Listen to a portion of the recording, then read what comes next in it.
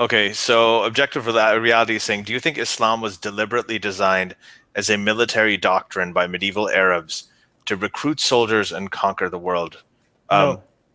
It just ended up being like that. Again, this is very much like evolution, the evolution of memes and the evolution of genes. This is something very similar to about them, right?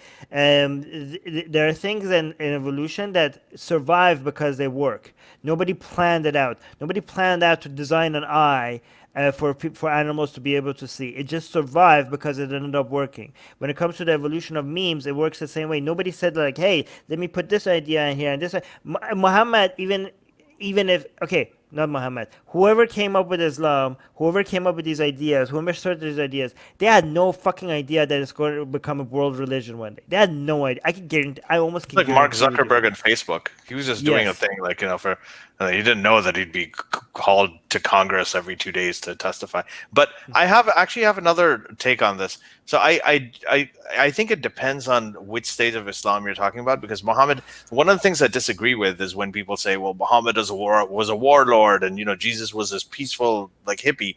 Mm. The thing is, the Quran has Meccan surahs and it has Medinan surahs. The Meccan surahs are all about humanity, feeding the orphans. They're like, oh, it's very sort of hippie like, very Jesus like. And then the Medinan surahs are more political. Right now, this is at the point where Muhammad has actually gained some power. He's got a treaty with the people in Medina, and he's now got an army, and now they're beginning to start this whole political statesmanship thing.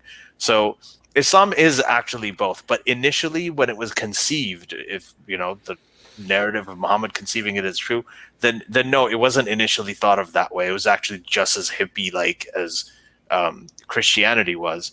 But it just went viral. It took off, and within his lifetime, he was able to transform it. Allegedly, Islam.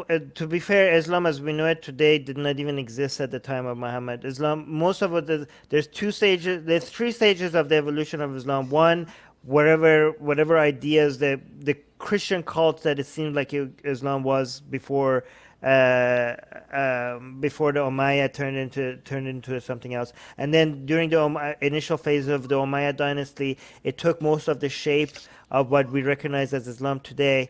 And but then also people like Ghazali and Abbasid and other people during the Abbasid dynasty, they made it even closer. So again, the phases that Islam went through.